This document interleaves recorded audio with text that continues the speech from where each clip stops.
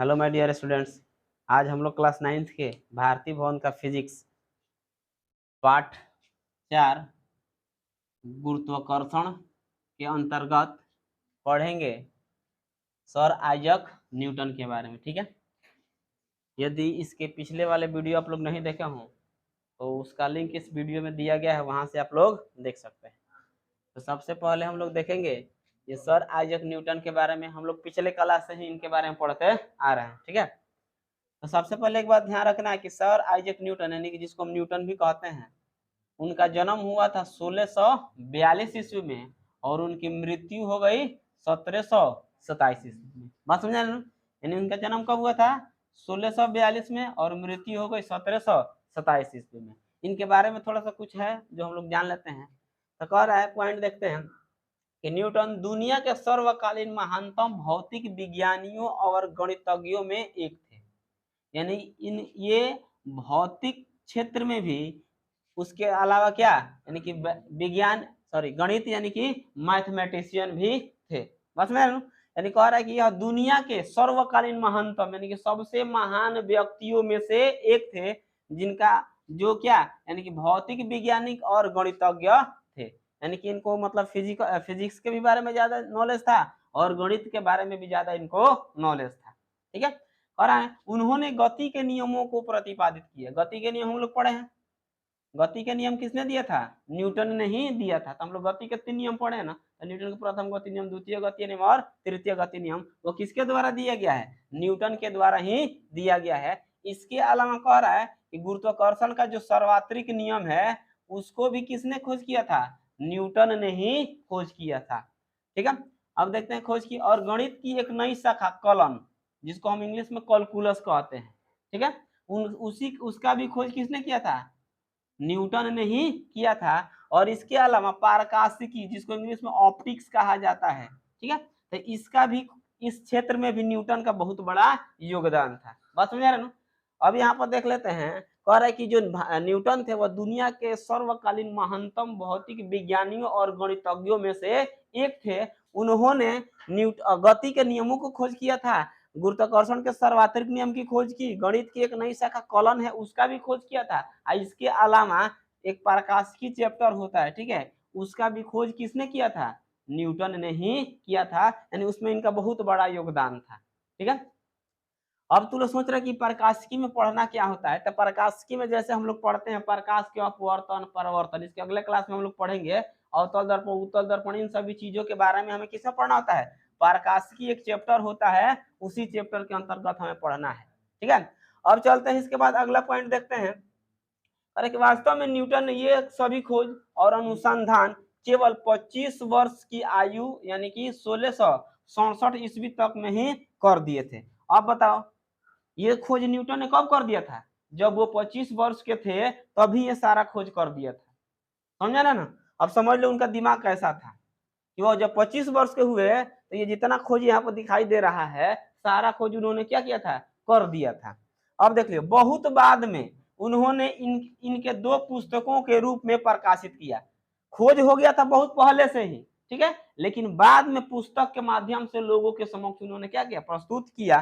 तो उस पुस्तक का नाम क्या है? फिलोसफिया नेचुरलिज्म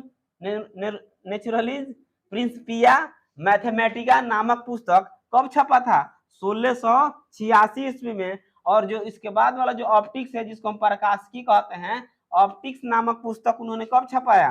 1704 ईस्वी में। बात समझे ना? कह रहा है कि 25 वर्ष की उम्र में ये सारा खोज कर दिया था, लेकिन बहुत बाद में ये मतलब पुस्तक के रूप में लोगों के समक्ष क्या किए? प्रस्तुत किए, जिसका क्या ना फिलोसफिया नेचुरलिज्म प्रिंसिपिया मैथमेटिका नामक पुस्तक कब छपा है? 1686 में। और ऑप्टिक्स नामक पुस्तक कब छपा? 1704 ईस्वी में। ये हो गया हमारा न्यूटन के बारे में कुछ बेसिक जानकारियां। ठीक है, अब हमें पढ़ना है गुरुत्वाकर्षण का सार्वत्रिक नियम। बात समझा ना? ये गुरुत्वाकर्षण का सार्वत्रिक नियम दिया किसने है? अभी बताए हैं किसने दिया है? न्यूटन ने ही दिया है। तो सबसे पहले देखा जाए पॉइंट क्या कह रहा है। कह रहा है न्यूटन ने 1687 में गुरुत्वाकर्षण का सार्वत्रिक नियम दिया। यह नियम बताता है, अब पूछा भी जा सकता है कि गुरुत्वाकर्षण का सार्वत्रिक नियम किसने दिया था? तो न्यूटन ने दिया था। कब दिया था?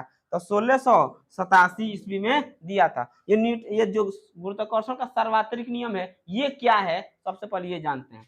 तो कह रहा है कि ब्रह्मांड में एक कण प्रत्येक दूसरे कण को एक बल से आकर्षित करता है जिसका परिमाण कोणों, पहला देख लियो, कोणों के द्रव्यमान के गुणनफल के समानुपाती होता है, और दूसरा कारण उनके बीच की दूरी के वर्ग के व्युत्क्रमानुपाती होता है।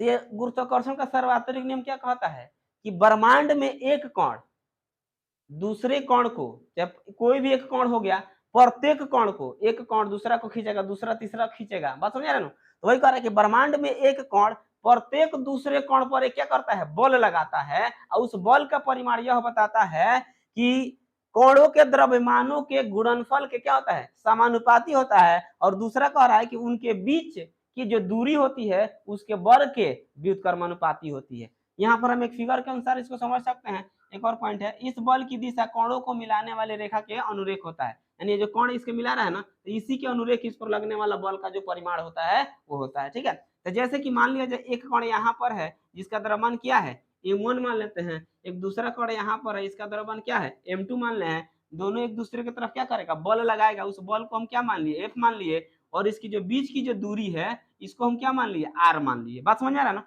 तो पहला पॉइंट देख लो हमारा क्या कह रहा है कि कणों के द्रव्यमान के गुणनफल के समानुपाती होता है। इस पर लगने वाला जो बल है इसके कोण क्या है, एगो m1 है, एगो क्या है m2, एगो का द्रव्यमान क्या मान लिए m1 और दूसरा क्या m2, तो गुणनफल के क्या होता है, समानुपाती, ये समानुपाती का सिंबल है। तो पहला पॉइंट हमारा क्लियर हुआ, यानी कि f समानुपाती m1 इंटू m2, तो m1 क्या है, पहला वस्तु का द्रव्यमान, m2 क्या है, दूसरा वस्तु का द्रव्यमान। तो वही कह रहा है, पहला वाला क्लियर हो गया कि कणों के द्रव्यमान के गुणनफल के समानुपाती होते हैं, कण के द्रव्यमान हो गया और इस पर लगने वाला बल इसके क्या होता है, गुणनफल के समानुपाती होता है। ठीक है, अब दूसरा पॉइंट क्या कहता है, कह रहा है कि उनके बीच की दूरी के वर्ग के व्युत्क्रमानुपाती होता है। तो इनके बीच की दूरी क्या है, rn है, तो इस पर लगने वाला बल f है, इसके व्युत्क्रमानुपाती मतलब बाटा में हो जाएगा, सिंबल वही रहेगा, अब व्युत्क्रमानुपाती जो भी कहेगा तो बाटा में, तो इसके वर्ग, वर्ग मतलब स्क्वायर, स्क्वायर कर दिए, इसके क्या होता है, व्युत्क्रमानुपाती होता है। ये दोनों को हम लिख सकते हैं कि f समानुपाती m1 into M two by R square, यहाँ इसको हटा दिए, बराबर लगा दिए, यहाँ पर हम g लगा देंगे, तो f इक्वल टू कितना हो जाएगा, g into m1 into m2 by R square, तो f बराबर हमको फॉर्मूला ये मिल जाएगा यहाँ से। ठीक है, अब बात आ रहा है कि ये g क्या है, तो g को गुरुत्व एक नियतांक है, g क्या है, एक नियतांक है जिसको गुरुत्वाकर्षण नियतांक कहा जाता है। बात समझ रहे हो, तो देख लियो, कह रहा है अगला पॉइंट, g एक नियतांक है जिसे गुरुत्वाकर्षण नियतांक कहा जाता है। बताए ना अभी, यानी कि g को क्या कहते हैं, गुरुत्वाकर्षण नियतांक कहते हैं। अब देख लियो, चूंकि g का मान कोणों की प्रकृति, उनके द्रव्यमान, उनके बीच की दूरी, माध्यम, समय, ताप इत्यादि पर निर्भर नहीं करता, तब ब्रह्मांड के सभी कणों के लिए एक ही होता है, यानी कि समान होता है या एक ही होता है, अतः इससे सर्वात्रिक गुरुत्वाकर्षण नियतांक भी कहा जाता है। बात समझ में आया। अब एक क्वेश्चन निकल के आता है कि जी को सर्वात्रिक नियतांक क्यों कहा जाता है, चाहे जी को गुरुत्वाकर्षण नियतांक क्यों कहते हैं, तो हम कह सकते हैं कि चूंकि जी का जो मान है वह कोणों की प्रकृति, द्रव्यमान, उनके बीच की दूरी, माध्यम, समय, ताप इत्यादि पर निर्भर नहीं करता है, ब्रह्मांड के सभी वस्तुओं के लिए उसका मान क्या होता है, समान होता है, इसलिए जी को हम क्या कहते हैं, सर्वात्रिक गुरुत्वाकर्षण नियतांक कहा जाता है। बात समझ में आया ना, चलो इसको नोट करो।